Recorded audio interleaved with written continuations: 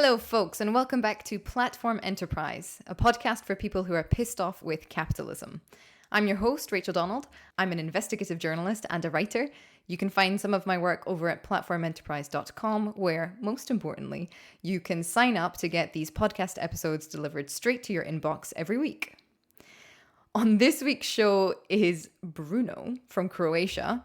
And Bruno is a blockchain expert who's been working in the space of blockchain for years and years, and is now currently working on a platform and a network where people can create and sell NFTs, non-fungible tokens. The first part of the interview is quite technical. He talks about the blockchain. I ask him to explain what an NFT is. And then Bruno goes into the theory behind it, what NFTs represent in terms of an alternative to the financial markets and the art market and, well, any market you can think of. He discusses how states and banks and corporations are currently investing in mock chains and other technologies in order to kind of subvert the potentially fantastic community-owned digital commons that will sort of liberate people from being forced to participate in the quote-unquote market.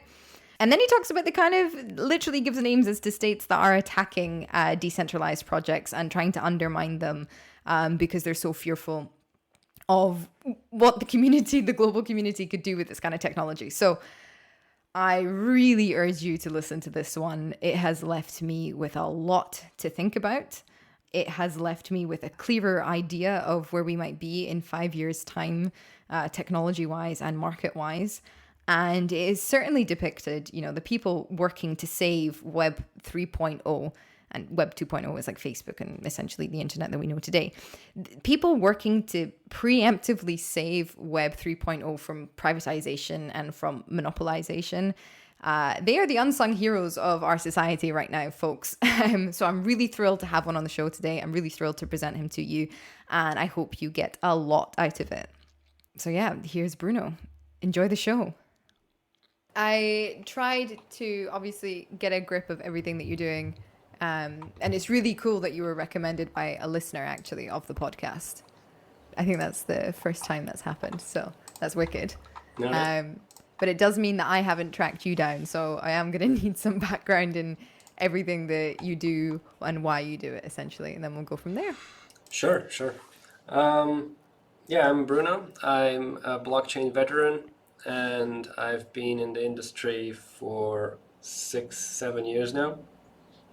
I used to be a web developer, and I data mined my happiness around 2014, realized that JavaScript was making me miserable. And then I just dropped all the JavaScript contracts. And when I encountered Ethereum for the first time, I figured, like, okay, this is it. I'll dive into this. And 1 year later, 1 year of just learning later, I started a few projects, startups, even an education company to help my Web 2 colleagues move over to Web 3 so that I can, make it seem less scary or impractical. And that worked out fine. And then a couple dozen projects and startups later, I was hired by a company called Status. They do an Ethereum-based messenger, and one of their offshoots and their R&D branch was Nimbus, which is a client for Ethereum 2.0, so like the next version of Ethereum. So I was hired to work on that as a technical writer.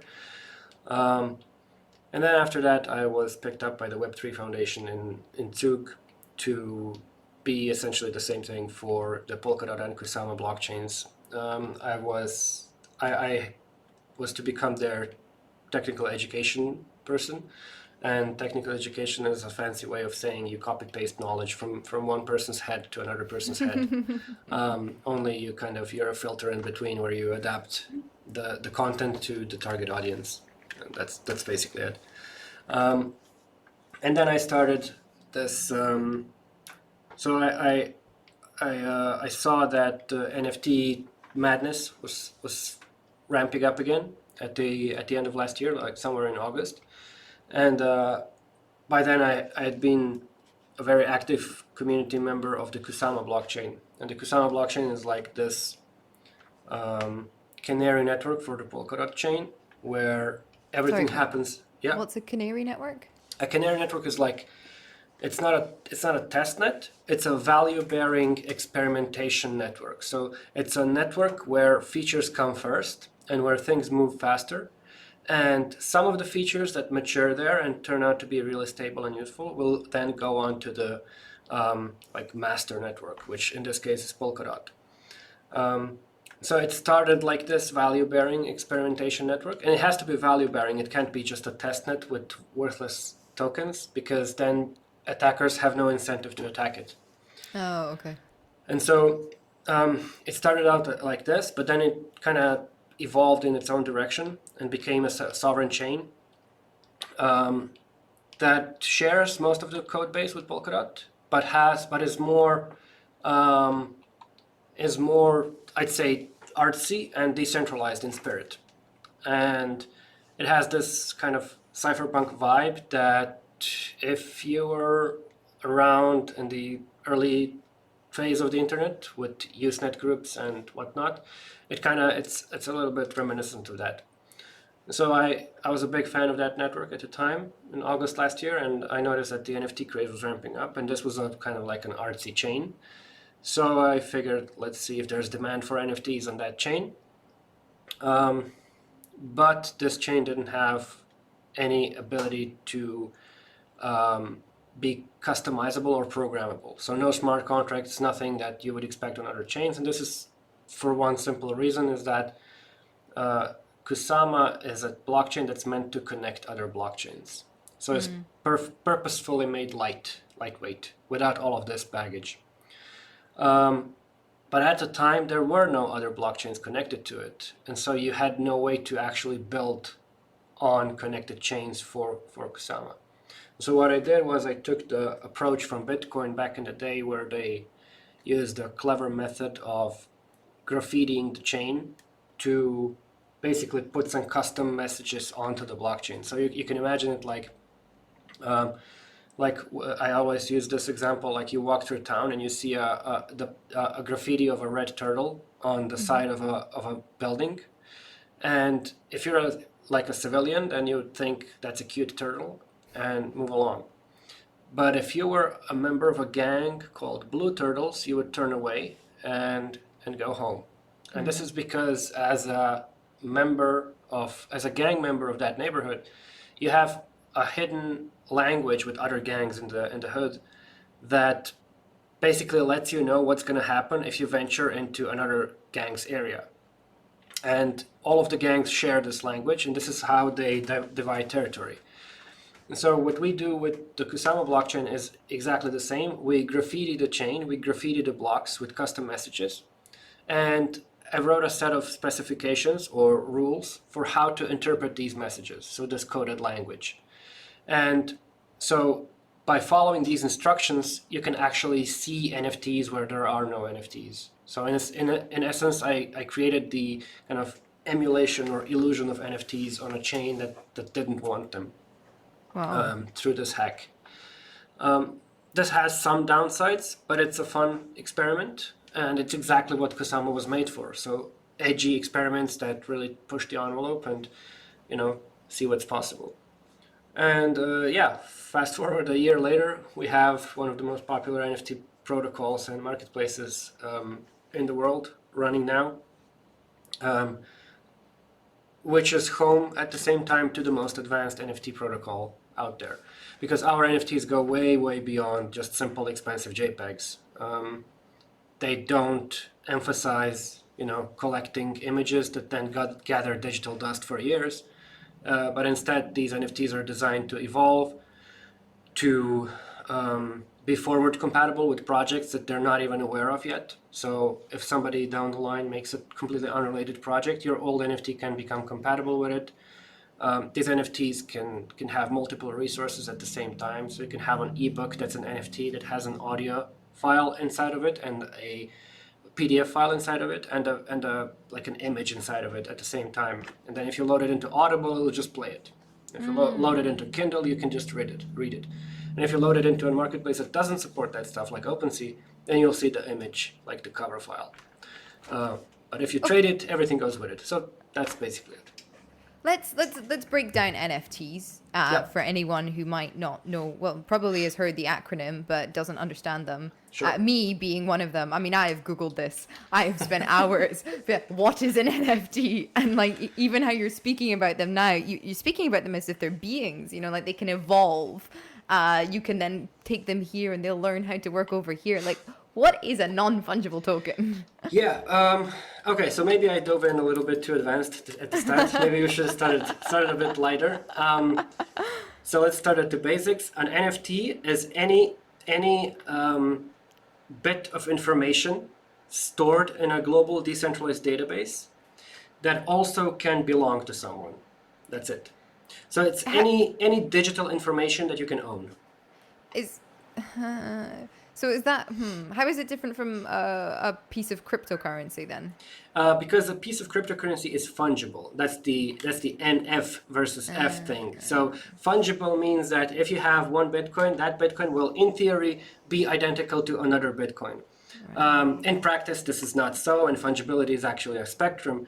But in theory, a Bitcoin is always a Bitcoin, an Ether is always an Ether, but a picture of my cat is not identical to a picture of your cat.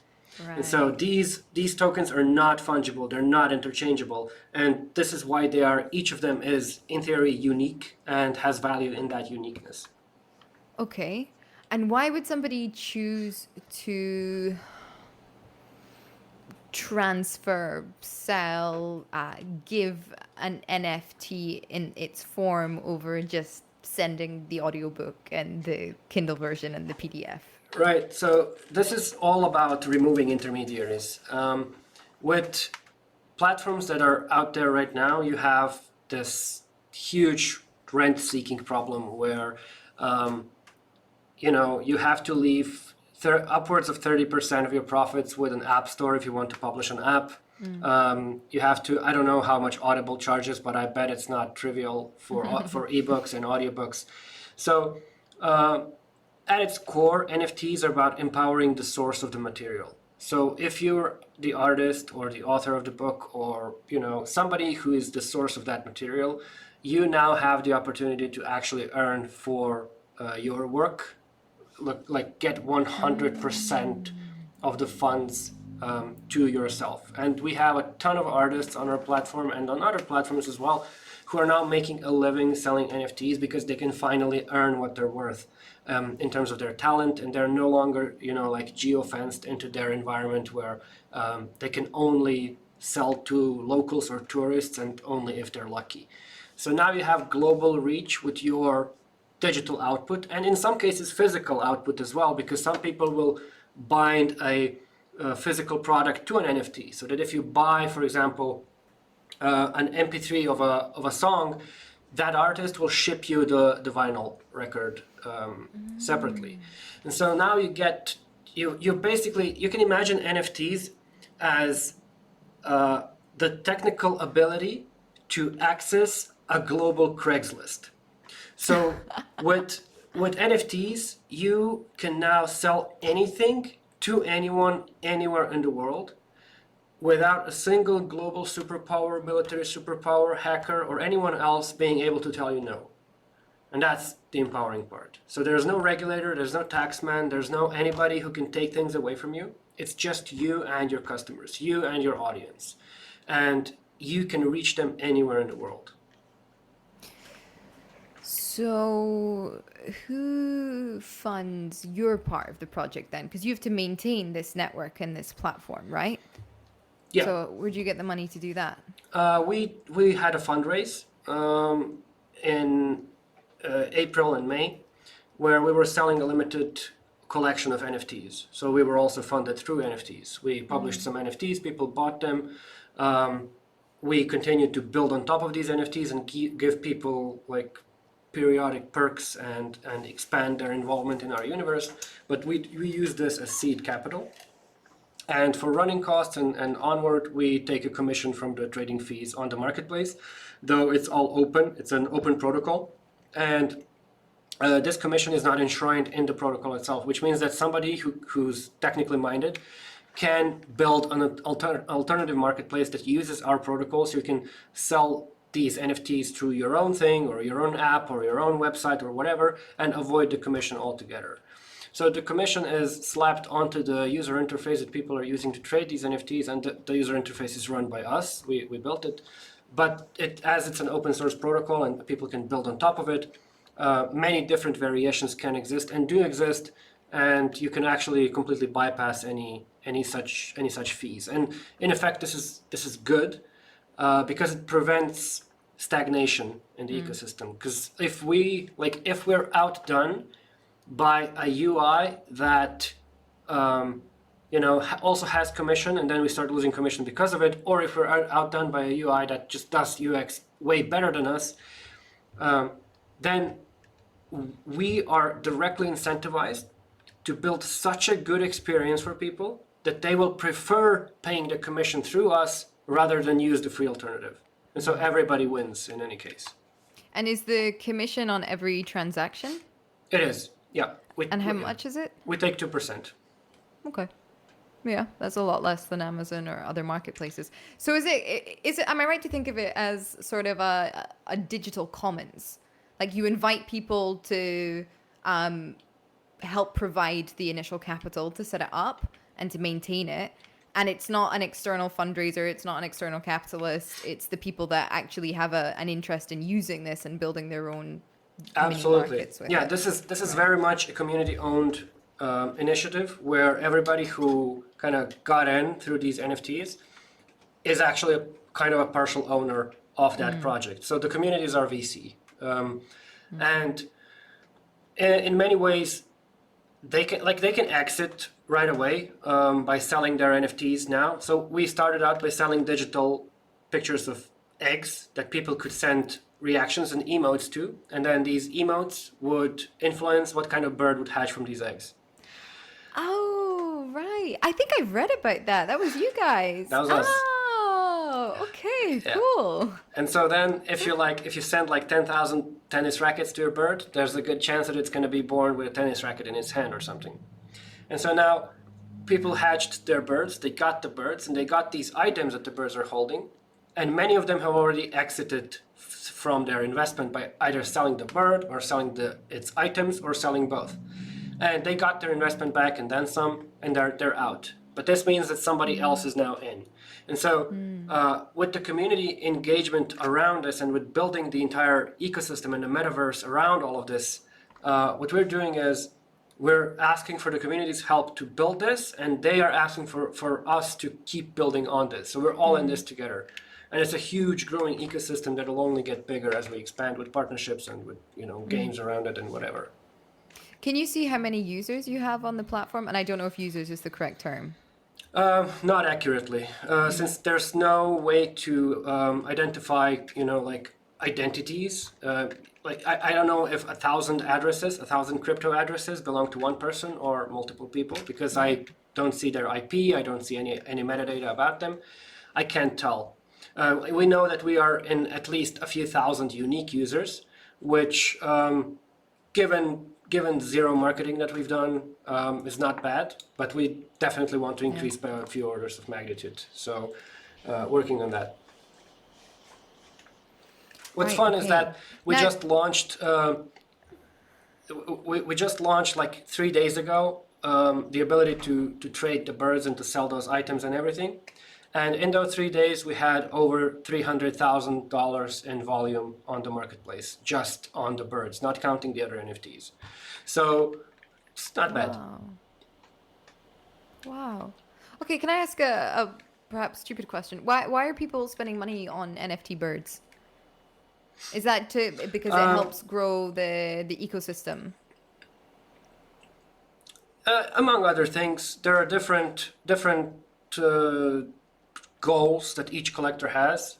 A lot of them are very much into collecting NFTs from the very first collection of a certain type in a certain environment. And Canaria, these birds of ours, definitely are that.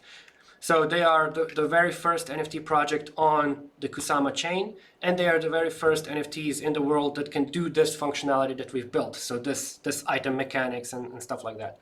Others just want to flip them and sell them for a higher price.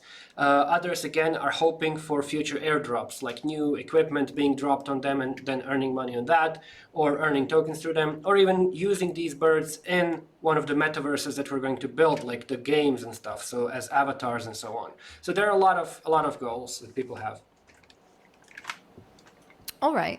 And it sounds like an extremely exciting project, and the potential is huge, you know, bypassing intermediaries, having a community-owned marketplace. But are there any protocols in place to inhibit a certain pool towards creating just a mirror image of, for example, the art market that already exists, that, you know, does tend to squeeze out artists and does tend to value art only for its, you know, capital value? I'm not sure I understand the question. Can you rephrase that? Maybe.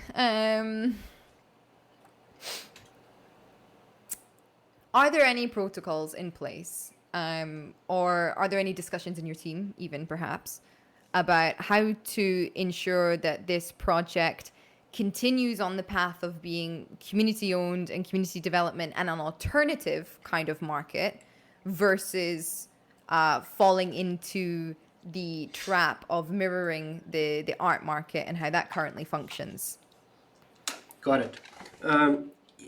We don't have to worry about that directly, because by virtue of being an open platform and an open protocol, it is not possible for us to hijack the market that way.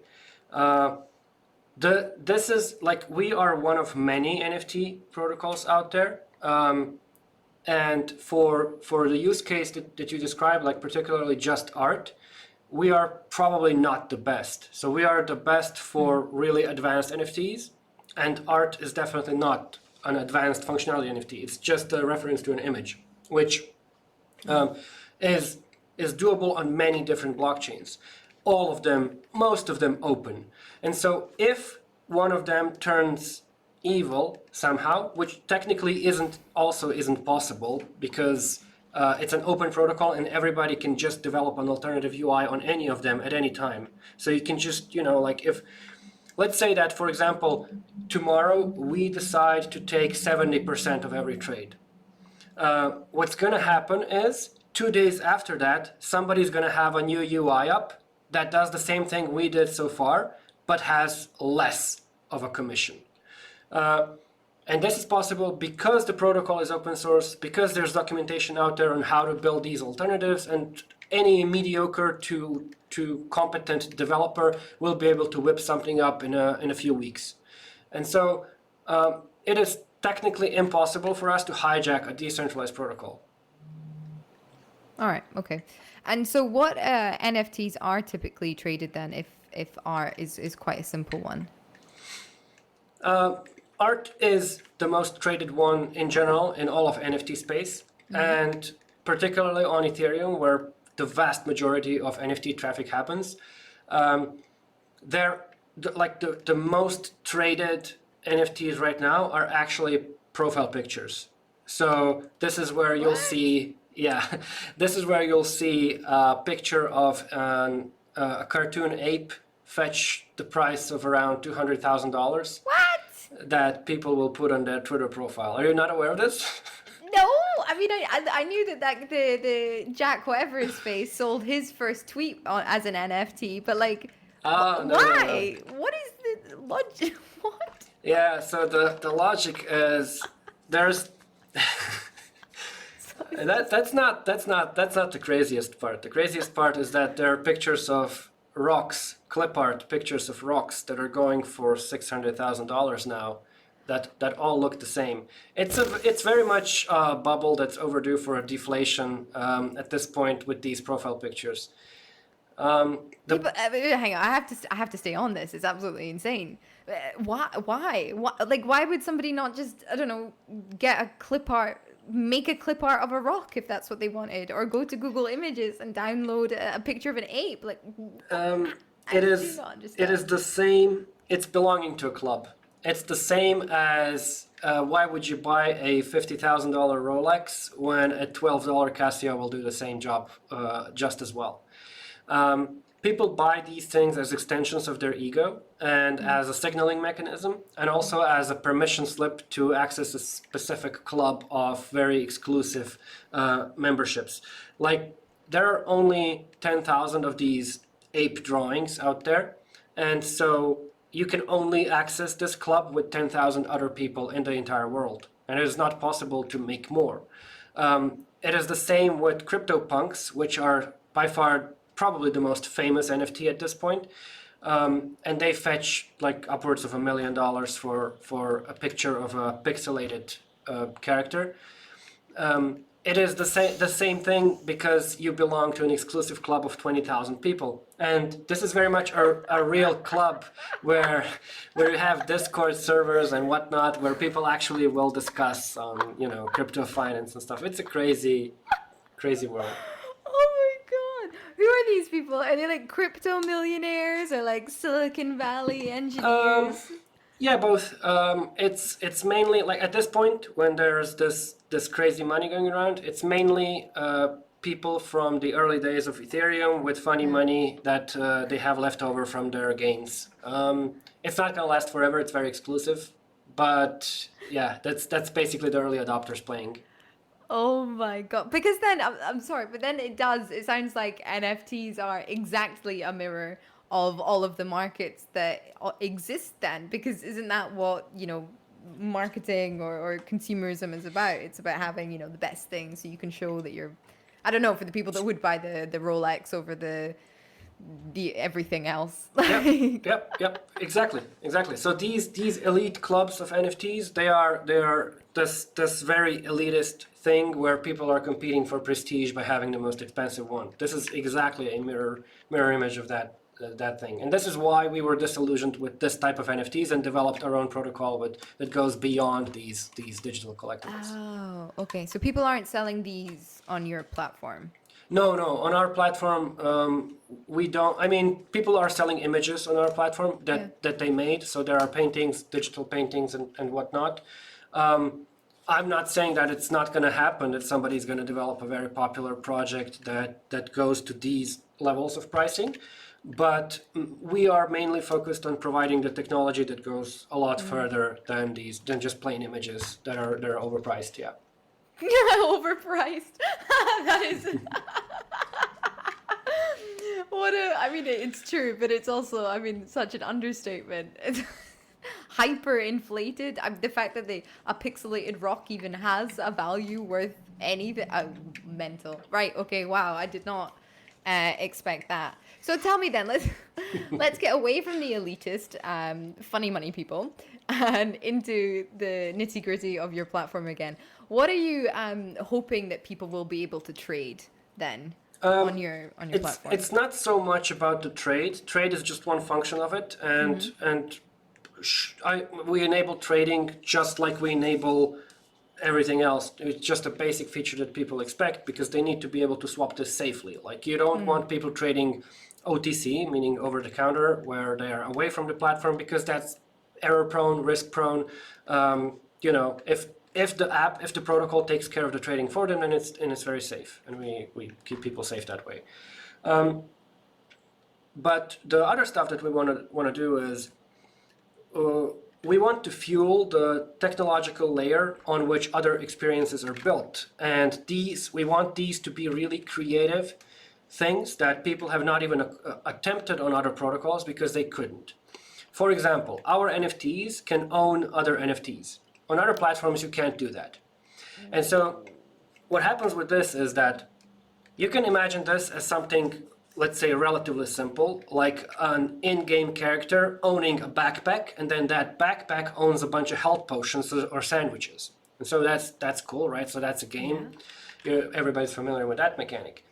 But then you can take that further, because our NFTs can also be audio files. And so if you mint an empty music sheet as an NFT, And then you have the community send mint notes as NFTs, and then send those NFTs into the music sheet so that the music sheet owns the notes. The community can decide where each note is placed. And what you end up with is a playable NFT, a collaborative composition that can in turn distribute royalties from its sales to all people who participated in its creation. Holy wow. And so, yeah, when you like, we built a few elementary, we call them NFT Legos, that are extremely simple at its core. Like NFTs owning NFTs, that's it. That's one Lego, and it's self like encompassing. It's standalone. But we have other NFT Legos, 4 more, and each is that simple. But if you put them together, you can create a system of arbitrary complexity where you actually can create really creative, massive projects that nobody has ever thought of, like this musical example, right? So you have an NFT that's a musical piece alongside something visual. That's a multi-resource NFT. That's one Lego. And then you have the other Lego of NFTs owning NFTs. And you put these two together, and suddenly you have a collaborative composition. My mind is totally blown. Wow.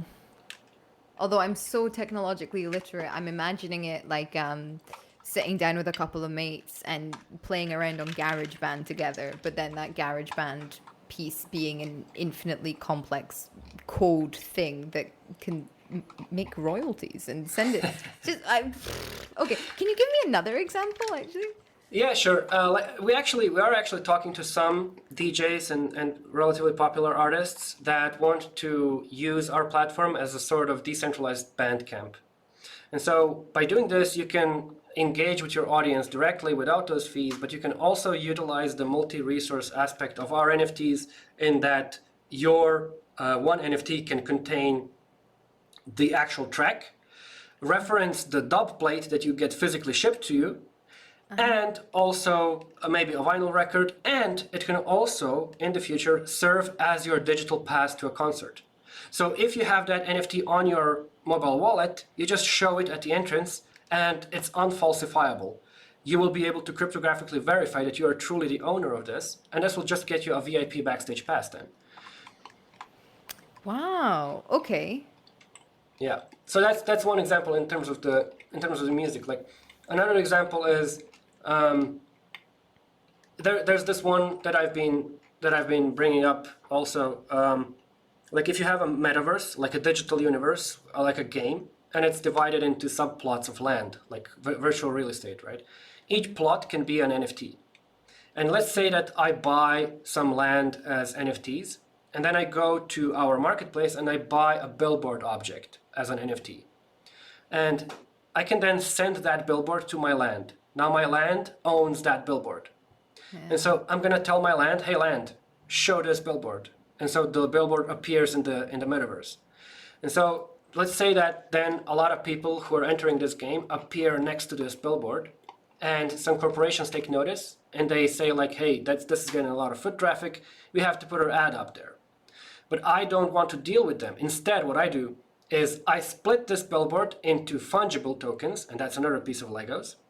And so I divide these fungible tokens out into the community. And so now the community can democratically decide what happens to this billboard. They govern it collectively, not I. And what happens is that these corporations who want their ads there, now it's up to them to bribe the community to pick their ad instead of their competitions. And what you end up with is a huge system of community-owned and governed virtual real estate management that is completely decentralized and lets people interact in a parallel universe, like a metaverse. If anyone could see my face right now.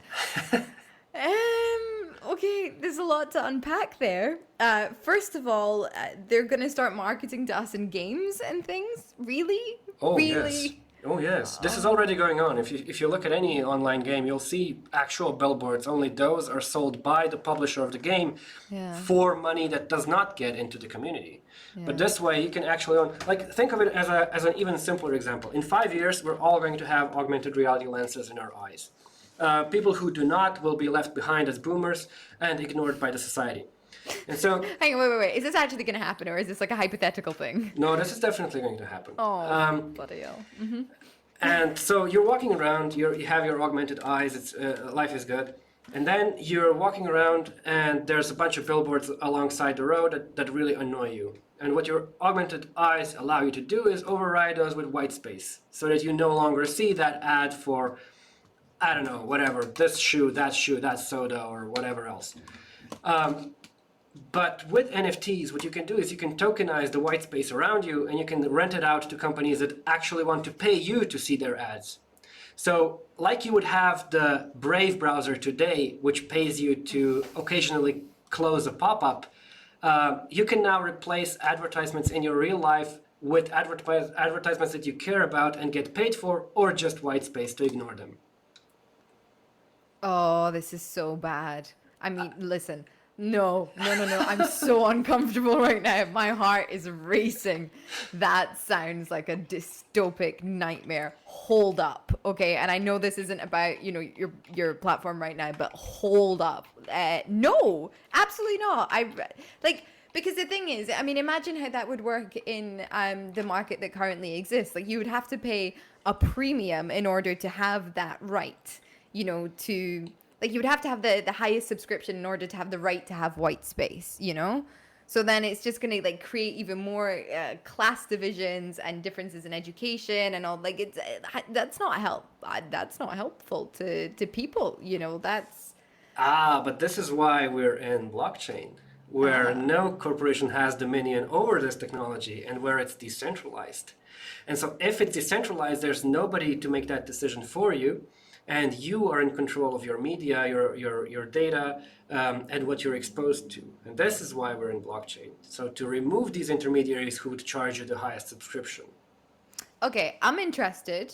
You're pulling me back. However, who's making those lenses? Yeah, that's going to be a tricky one. It's probably going to be like it is with VR for the foreseeable future. So Facebook is leading the charge on that technical innovation because they have the most money, and they have absolute dominion over what you see. Yes. So ideally, there's going to be some young upstart, some revolutionary, some digital revolutionary that will develop an open standard that everybody can use to build their own version of the AR lens. Something like an Elon Musk with the Teslas, who open sourced all the patents. So somebody's going to have to show up who does do this technology well, and then open sources and opens the patents for everybody else to use. Yes. Yeah, and then they'll get a bullet in their head. Sorry. Well, Elon is still alive, so I have some hope. Right. Okay. Whoa. But this is interesting. This is interesting because for somebody who's technologically illiterate like myself and would rather believe that won't happen in my lifetime, it's interesting that for someone like you that's in this field and that can see 5, 10, 15 years in the future and know fine well what is very, very likely to happen. It's interesting that and this is what I love about cyber people. You're all working to kind of offset the potential of monopoly and of privatization and all of that stuff. Everything that you're building on is also building a defense against, when Google or Apple or Facebook catch up or try to implement something horrific. Except, and sorry, I'm tangenting here, except, it didn't work with Web 2.0. Yeah. They really took over. They really did, and this is why we're fighting the Web3 fight. And this is also why it's a really difficult fight to have, because it is super hard to tell people of our generation that their digital rights may be taken away before their digital rights are taken away, and with that, your ability to tell them that their digital rights might be taken away. So this is a really nasty catch-22, where people of my generation do not understand the threat of a loss of digital freedom because they've never lost it. Yeah. And when they lose it, you can no longer reach them. Just one generation ago, my parents had only one exposure to world information, and that was through the state. So here in Croatia, or Yugoslavia, what it was back then, you had state-sanctioned newspapers, state-sanctioned TV, state-sanctioned radio. Occasionally, some quasi-musician would travel to the Americas and the New World and return with some wicked tunes, rewrite the lyrics to Croatian, and climb to the top of the local music ladder until 20 years later everybody realized, hey, this is just a copy-paste of, you know.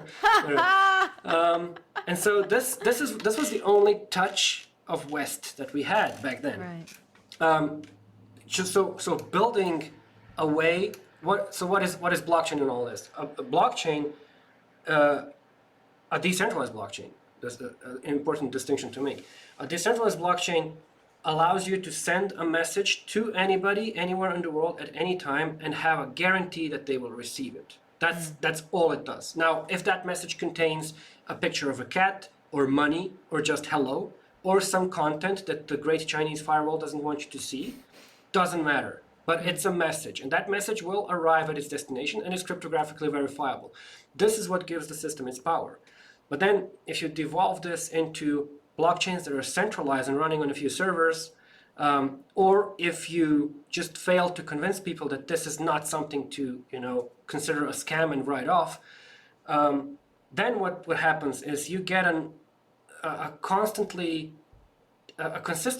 dumber and dumber populace that relies on centralized news, that starts to equate Facebook to internet, where they no longer can tell the difference, and they just cannot live outside of that ecosystem. Yeah. And so the idea of losing access to global neutral information, unbiased information, to them is completely foreign.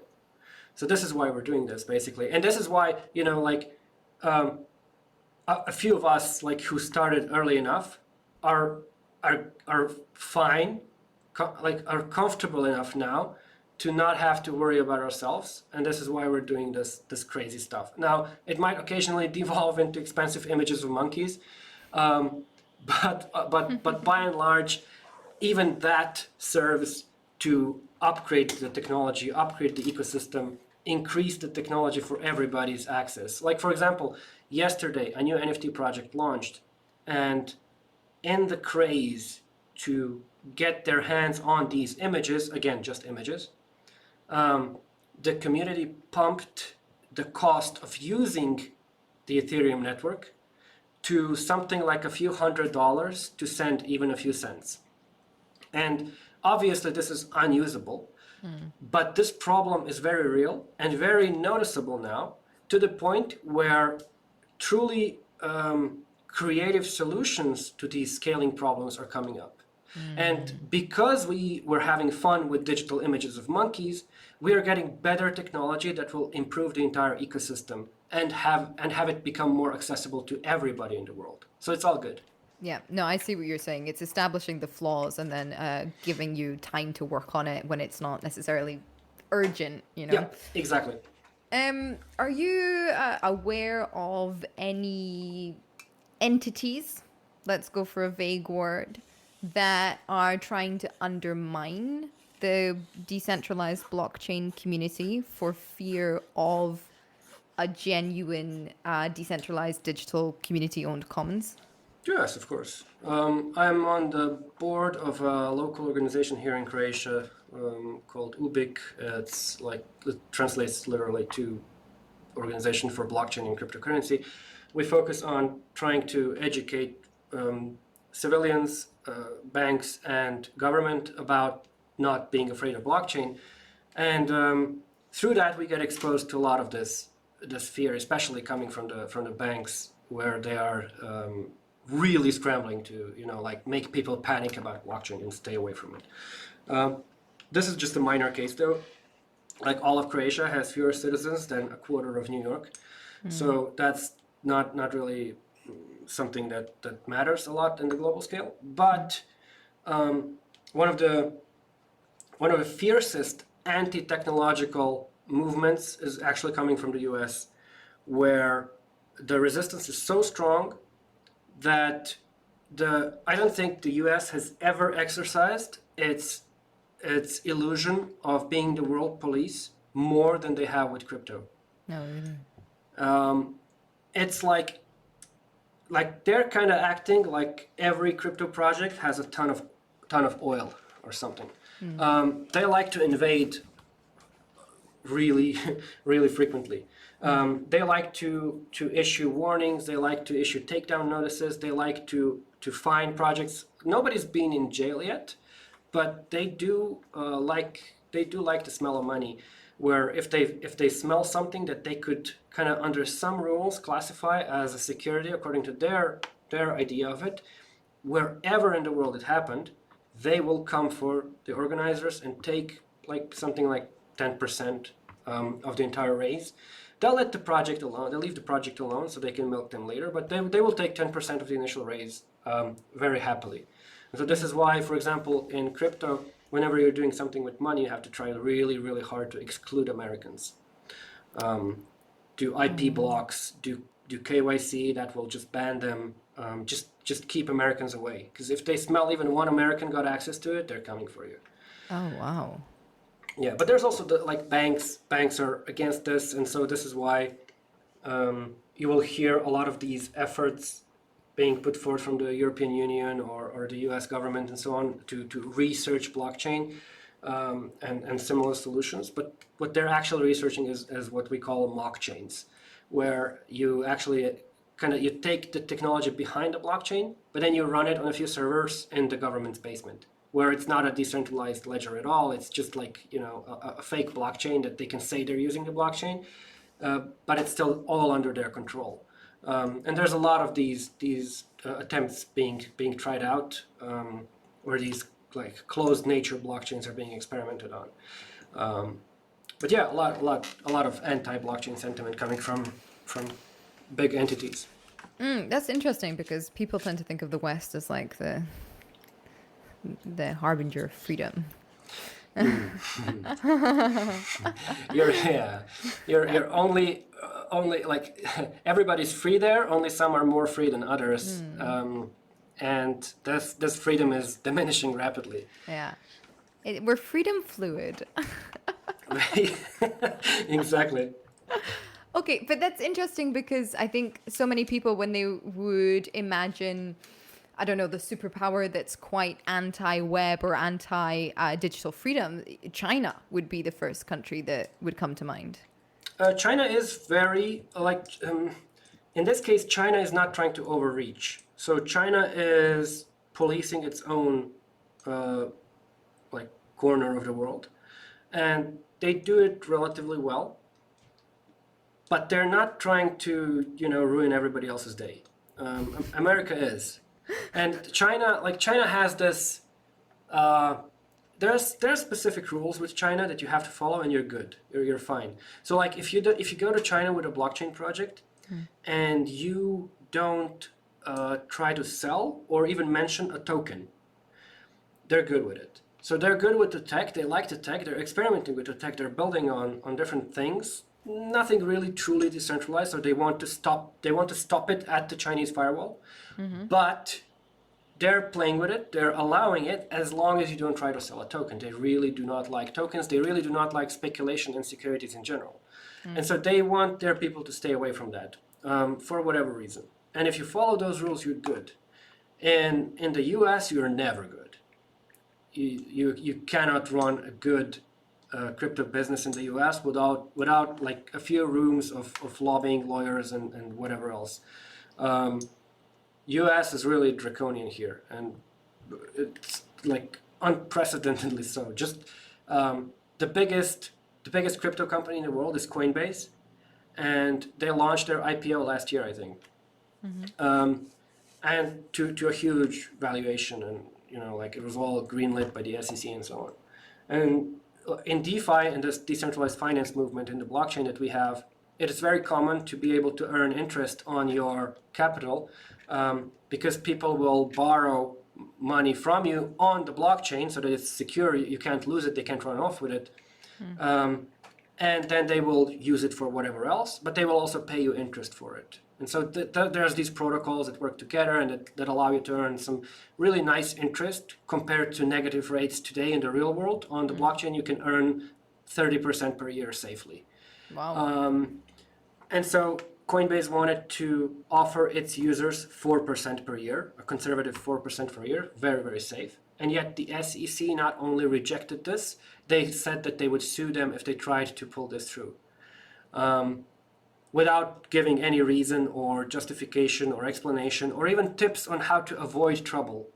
They just said, don't, we'll sue you. That's it. And this was posted on Twitter just today by the CEO, Brian Armstrong, who was, like at a loss of options on how to reach them or how to get more information. So this is the biggest crypto company in the world, one of the biggest companies in the US, just getting completely wrecked by the SEC and their decisions that, are completely unjustified. So if they're willing to do this to one of their top earners, that's, weird. It's so vile because, Zuckerberg can pitch an Instagram for kids, essentially trying to get children hooked to what? Did he do that? Mental. He's launching it. What's it called? I don't know yet. It's in, they're developing it now. Christ, I'm gonna have to poke my child's eyes out or something. Yeah. It's mental. It's all going to be, it's different, and they're going to be protected, and there'll be like a parental login, and you'll be able to see. But it's just trying to get them hooked, or it's just trying to expand his customer base and get them loyal, more loyal quicker. And it's just vile that, like, when you think of a free market and you think of all the things that can happen. Yeah. And you would say, yeah, okay, in a free market, sure, evil Zuckerberg can do what you want because that's the game that you're in. That's the rules. There are no rules. But Coinbase isn't allowed to offer people 4% on lending, like civilian to civilian money. Yep. What the fuck is that about? Yep. And it's not even peer-to-peer lending to other civilians. You're lending it to the protocol, which is cryptographically secure to keep that money safe. And people are then borrowing from that protocol. So it's proxied through a smart contract that will keep everything safe and under control. So it's not even like, there's not even a counterparty risk in terms of somebody's going to run off with the money. All those loans are actually over collateralized. So if I want to borrow $100, I have to deposit $150 worth of cryptocurrency into the protocol to borrow $100 of stable currency. And like, people do this because they need exposure to stable currency right now to pay salaries or whatever, but they don't want to lose their exposure to the cryptocurrency because they anticipate it's going to go up. And so it's always safe. Like, even if the borrower runs away with the money, there's more collateral in the program than they lent out, and so you can just liquidate that and you get it all back.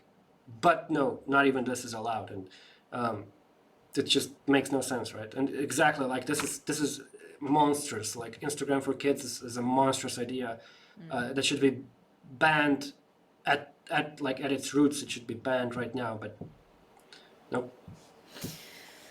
This is, and I'm going to flip into journalist mode here. This is a huge story. If the American, and I'm not entirely sure I understand yet, but if the American, let's say, state, that's the word, if the American state is trying to track down these projects and block them, and even if Europe is investigating mock chains in order to, essentially seduce people into using a technology? Not just seduce, but also there's a lot of talk about, it's undeniable that using a blockchain will save you a lot of money, purely because you can fire a lot of people.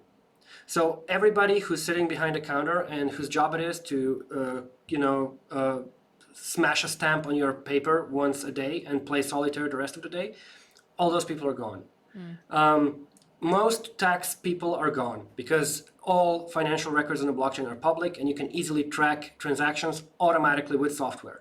So a lot of people get fired with blockchains, even mock chains. Like, if this data is stored properly and exposed properly to programs, a lot of people can be let go. A lot of systems become faster, simpler, easier to use, much cheaper.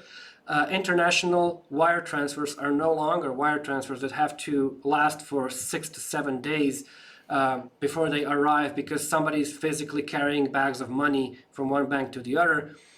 Instead, you do these remittances through the chain, where so mock chains are very useful for cartels, and banks are the perfect cartel. Like, airlines and banks are the picture perfect cartel for these operations because, for example, airlines have to collude to keep prices high, but they really don't like each other and don't want to work together. And if you get them on a mock chain, then you have a system where none of them are in charge, but they are collectively in charge and they keep each other in check through this system.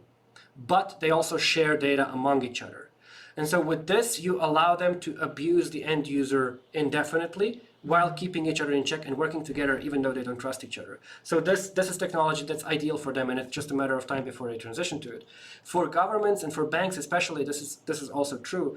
Banks also don't like each other and have a hard time working together. And this is why wire transfers and so on take so long. And this is why, like the SEPA region, when it was opened, like the European Bank region, this is why it did so well and why it had this large adoption, because you can essentially have this instant SEPA payment where you pay like even outside of working hours and the payment will be remitted to the other bank almost in real time. And this is because they're all connected to the same computer system. A mock chain that just connects banks is essentially SEPA on a global scale. So you could essentially have true fiat transfers in a second anywhere in the world. So if banks do adopt that, that actually does pose some kind of a threat to the public blockchain, which is currently used because the banks are so slow and expensive. And so there are merits to this if used properly, and they do have some weapons that they can use properly here. But by and large, this is still driven by fear, and they're still like behaving like cornered animals, issuing warnings and trying to scare people out of all this. So it's like that old adage, like how does it go? Like first they mock you, then they fear you, then they fight you, and then they adopt you or something like that, then right? You win. Yeah, then you win. So that's it. We're in the fighting stage right now. Good God, you just don't hear about this going on behind the scenes. Like, I'm not seeing this written about anywhere. Well, the Coinbase story you'll probably read about in a day or two. Because it just broke. It has a few thousand retweets and whatnot, but nobody's been able to write it up yet. So you can expect it, I think, by tonight or something. Yeah. But just in general, like, there's,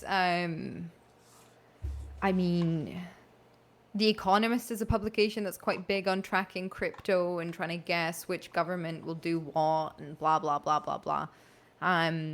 But I don't even hear so much of a whisper about this militaristic resistance to this community-owned technology. Yeah, I guess you're lucky in that regard. The central bank in Croatia here just recently issued a warning against cryptocurrencies, unprompted, and it happened at the same time as I think Europe also issued something. So it's very coordinated in a way, but you have to be exposed to some kind of like these alternative financial methods to hear about it. Because if you're not in that universe, then you just don't get exposed to it, and it's nobody really cares. Right now, this only affects the builders. Who are constructing these protocols and whatnot, but none of them are at the popularity level that you would expect from a mainstream audience, so none of it reaches a mainstream audience. What do you need from the public in order to keep these projects going? Do you need more adoption? Do you need people to try to educate themselves, which is a really big ask, generally speaking? What you need is financial hygiene, basic financial hygiene. So right now there's a big lack of understanding of how money works in general, and if people were to inquire a little bit about the inner workings of it all, they would like passively be exposed to alternatives already, and then just I think curiosity would take over in a lot of the cases, and they would learn about these things just through sheer interest. Because when you look at the inflation, when you start looking at the graphs and charts from 1960s until today, patterns emerge that start to worry you, and you start looking for alternatives. And like one example is also this whole rent seeking on art problem, where because of COVID and actors basically being out of work and having to collab on any movie that's thrown their way, and this is why you 9 out of 10 movies in the past, I don't know how long, 6 months or so, have a Rotten Tomatoes score of 20%. Because they're cornered in terms of what they have to work with. They started to also explore alternatives, and this is why you'll see actually a lot of the actors and a lot of the sports stars and all of them experimenting with NFTs now. And this is why you'll see Ashton Kutcher shilling NFTs and Mila Kunis shilling NFTs, and this is why you'll see Stephen Curry buying a picture of a cartoon ape. Because they're exploring this space, because they're starting to realize that here they have a direct link to their audience. And this is similar with finance in general. When you start understanding that a bank always has at most 10% of everybody's money available, and that this can evaporate just like that when they decide it evaporated, then you start looking for ways to keep your money safe from these evaporations. And so this is why people are, trying to learn about this when they're exposed to this information. But I think this has to start early. We do run some courses as the NGO for like adults to learn about finance. Where can people find those? Oh, these are just in person and local here in Croatia. Okay. So this is not something that will be useful for external audiences. But we did find that they rarely stick. This is something that you need to expose people to young. So they need, you should teach about money in school. Yeah, yeah, definitely. But there's a long reason, the same reason as to why that never happens. Yeah. One last example of what NFT could be. For example, if somebody wanted to sell their home, their house. Yep. Could they sell the deed as an NFT? In theory. And in practice, it depends on the jurisdiction. So we did some experiments here locally where you actually pre-arrange this with a notary, and this is purely because you still need the government to recognize land deeds. One day, when we will have all of this recognized on a blockchain, then everything's going to be better for everybody. But right now, you still need the government to recognize ownership, and for that, you need notaries. Wow. And this is purely because a person does not exist in the eyes of the government, except as their signature as vouched by somebody else. And in this case, that's a notary. To the government, it's completely irrelevant that you can prove ownership much better with a cryptographic signature, like a crypto wallet. They just value the signatures. And what you do then in that case is you arrange with a notary that you already pre-transfer a deed to whoever arrives at that location with that NFT and burns it. So there's a function that you can destroy NFTs basically. And if you cryptographically verify that you have destroyed an NFT in the presence of that notary, then the ownership will automatically transfer to you. So this is possible. Yeah. You are really coming for the establishment, eh? Well, that's the hope, yeah. Good for you. Right, Bruno, let's end it there because you've certainly given me enough to think about and mull over. Thank you very much for your time. Who would you like to platform? And I don't know if I asked you to prepare this. It's essentially somebody else that I can get on the show that you would recommend and to continue the conversation type thing. Well, if you can, try and get Brian Armstrong of Coinbase up so he can tell you about this SEC fight. Oh, believe you me, that is the first thing I'm going to be doing when we log off of this conversation. Brian! There you go. Is there somebody that you know in the same field or in a similar field that I could also speak to? It is no. I've had very limited contacts with him, or maybe on some conferences and something. Nothing major that I could make a direct connection with. But you know what? I'm gonna send you a list of candidates as alternatives. And you can reach out to them one by one, see what happens. Perfect. Thank you very much. Thank you so much for your time today and for such a mind-bending conversation. You've given me a lot to think about. Thank you. It's been a pleasure. Hello, everyone. Me again. I am sure that your mind is reeling in the way that my mind is after that conversation. Bruno has given us much food for thought and I don't know about you, much fear for me. I will put links over on platformenterprise.com in this episode page, where you can find more about Bruno's projects and how to participate in them if you're that way minded, i.e. techie. While you're there, you can sign up to Platform Enterprise, you can sign up to the mailing list, and the best way to support this podcast would be a paid subscription, which facilitates me spending this time, getting these amazing people on the show, asking them to very plainly and slowly explain these incredible concepts and try to, essentially demystify some of the solutions that all of these amazing people are working on. So I would really appreciate it if you did that. Thank you very much for your support, for the people that are signed up and for the people that tune in every week. And I'll see you next time. Thank you.